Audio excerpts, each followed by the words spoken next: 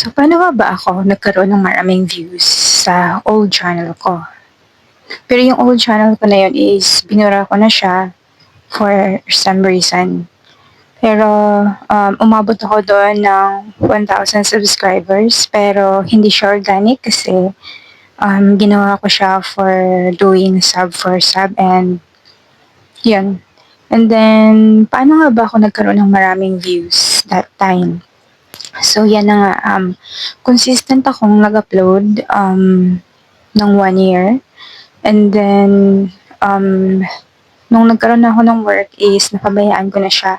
Hindi ko siya talaga ginalaw, hindi ako nag-upload ng 1 year and yun nga, nung 1 year na yun, nag-visit ako once and then nakita ko yung mga um, content ko doon, mga videos ko na dati is meron lang 12 views, 4 views, ano pa yun siya, watch to watch pa yun.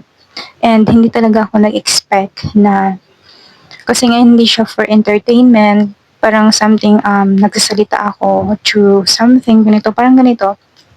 And then, kasi yun, parang feeling ko boring and then tingin ko walang manonood. Nag-try lang ako, nag-upload lang ako nun. And then for 1 year na yun, nag-gain pala ako ng maraming views. So, dating 12 views, 4 views, pinakamataas ko nun is 40 views for watch to watch din yun.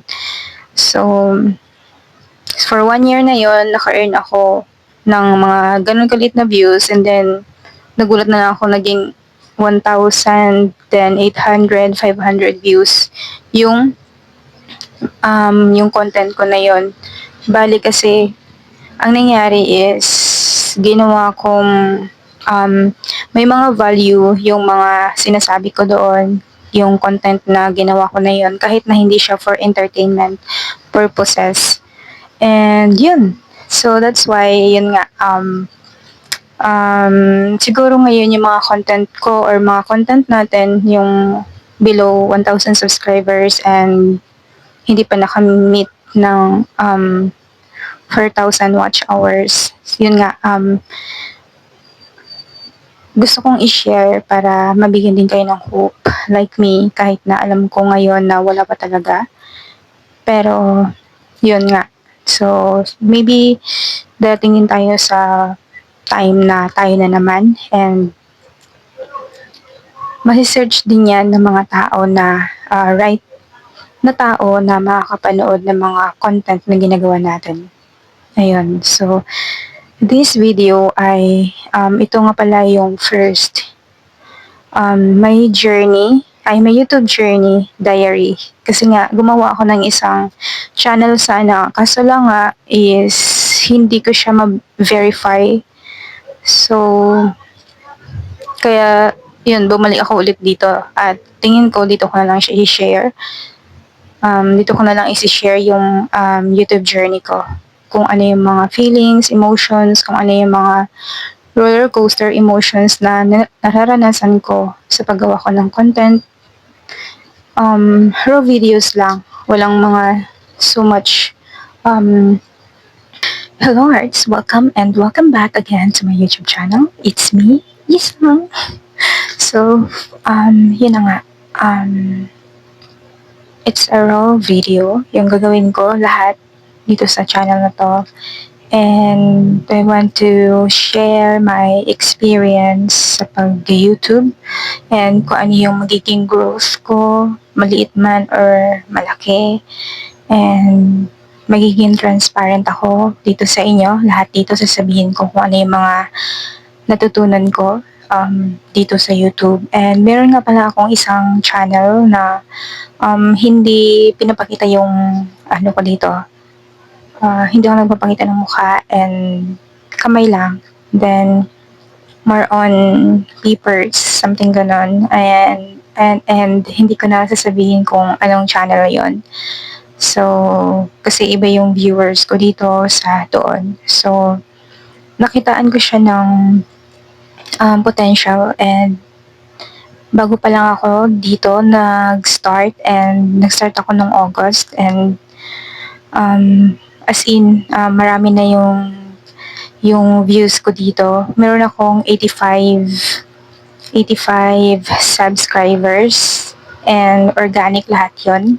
So, kapag organic, mahirap nang makakuha ng ganong um, month, lalo na kapag ganun katagal, lalo na kung bago ka pa lang. And, ayun, nakuha ko siya ng organic.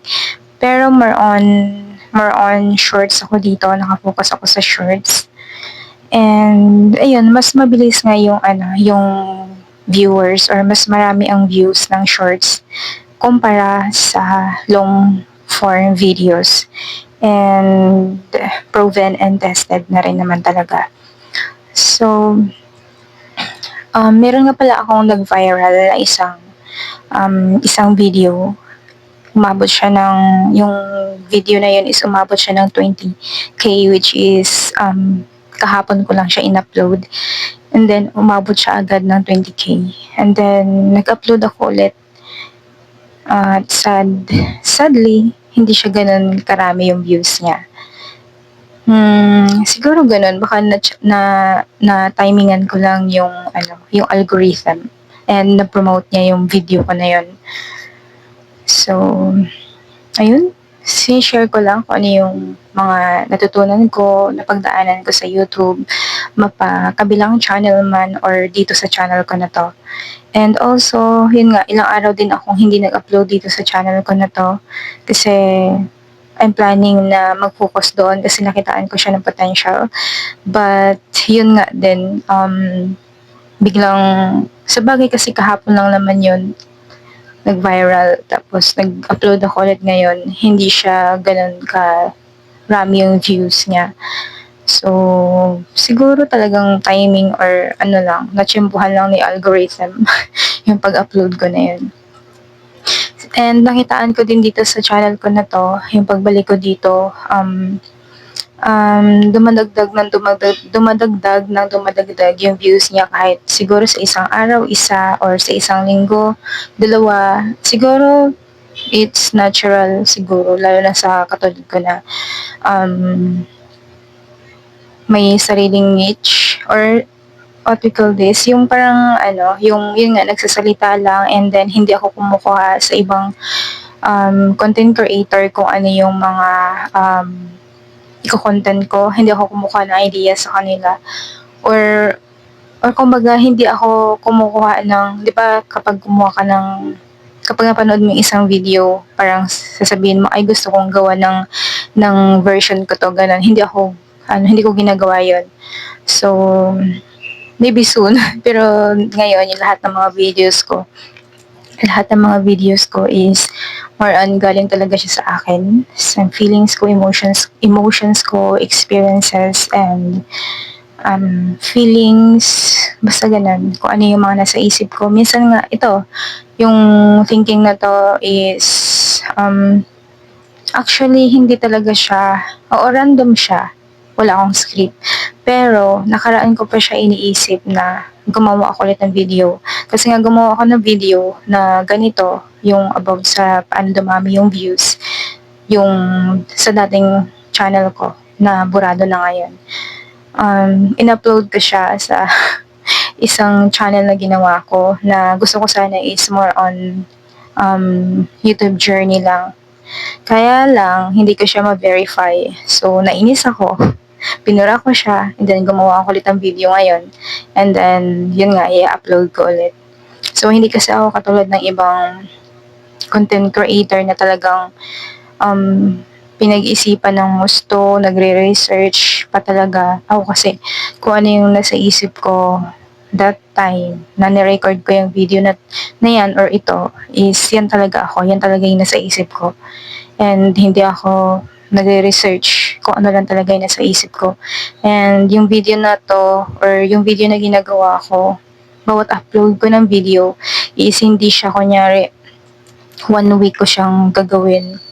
And then, i-edit, gano'n, hindi. Isang upuan ko lang yan, and then, upload. Gano'n ako. And, hindi ko alam sa sarili ko bakit gano'n. Siguro, try ko na rin yung ganitong klase. Kung may manonood, hindi maganda. Kung meron ako matutulungan, maganda. Kung wala, edi, okay, at least na satisfied ko yung sarili ko na makapag-share kung sino yung gustong manood at mailabas ko yung sarili ko, yung gusto kong i-express or gusto kong sabihin or gusto kong i-share. So, yung video na to na ginagawa ko is para sa inyong lahat sa gustong manood. Pero kung hindi naman, so, okay, di ba? Basta lahat ng sasabihin ko dito sa YouTube, my YouTube journey, diaries is lahat ng struggles ko, lahat ng